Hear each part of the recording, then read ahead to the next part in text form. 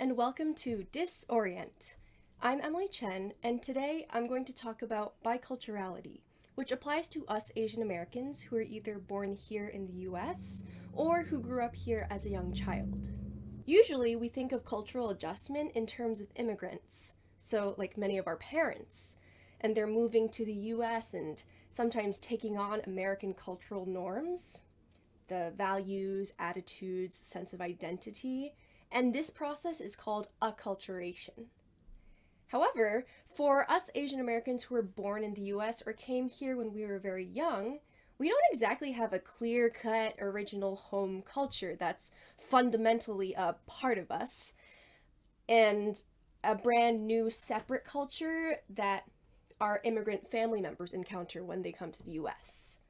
Instead, we are bicultural in that we live in two cultures from the very start, the dominant American culture and the heritage culture that we encounter at home with family.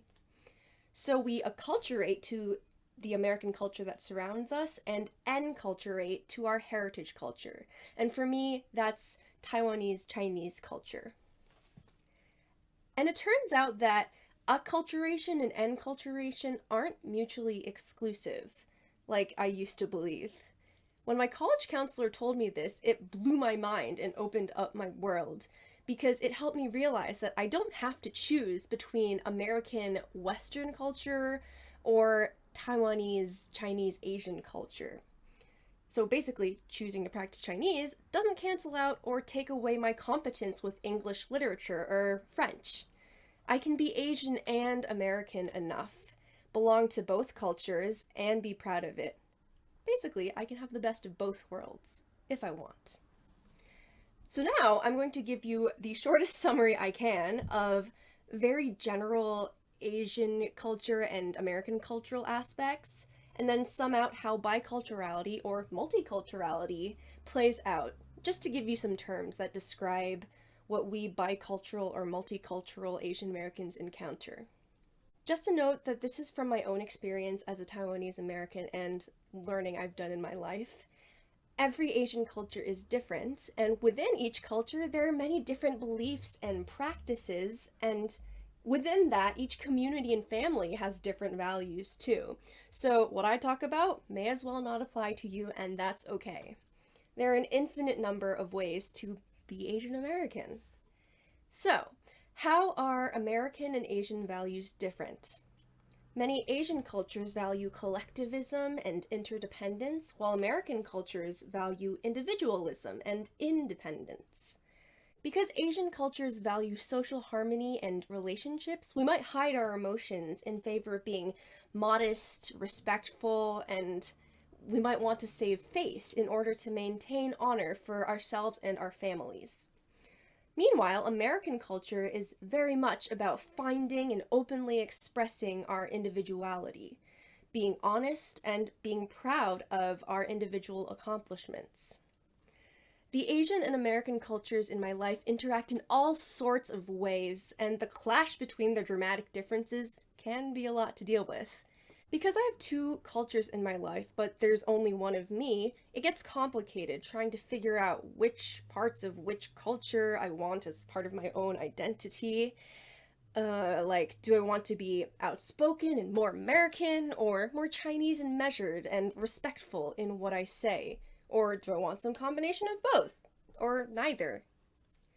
Sometimes I actively try to untangle this cognitive dissonance to figure out what's what and what do I want by journaling or talking it out with a friend, but other times I'm pretty sure my decision making is very subconscious. There's also the moment-to-moment task of figuring out how to act within this framework of two cultures. I usually subconsciously know whether Asian or American social expectations are at play in whatever given situation I'm in. So when I'm with family, more Asian. When I'm at school, more American. And I kind of adjust automatically. This adjustment is called code switching. But sometimes I'm not entirely sure which culture I want to use, and I have to decide.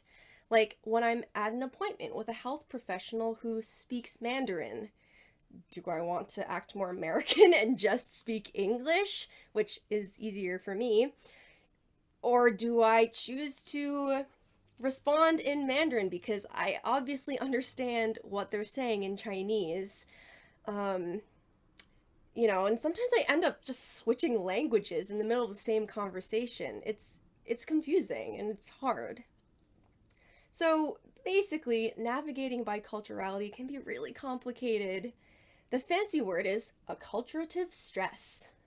It's a lot for anyone, myself included, to experience and sort out two or more cultures on a daily basis. And it's what makes life especially complex and challenging for us second ish generation Asian Americans. We have two very different cultures pulling at us from every direction for our whole lives, and we somehow have to wrangle it into a coherent enough identity to allow us to live healthy and fulfilling lives.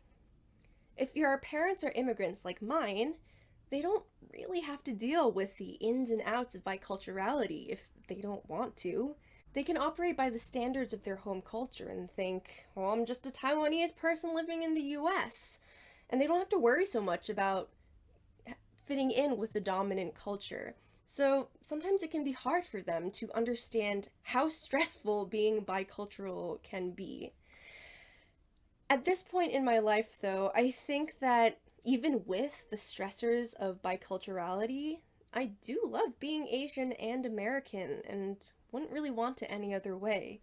I can value myself as the unique individual I am, while also deeply respecting others and appreciating the power of interdependence and cooperation. I also get the joy of mac and cheese and ramen, egg tarts, and chocolate chip cookies.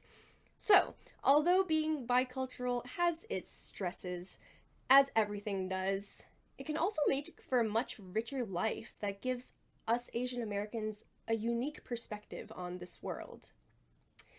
So, yeah, that's biculturality, and thank you for joining me for today's episode of Disorient. I'll see you next time.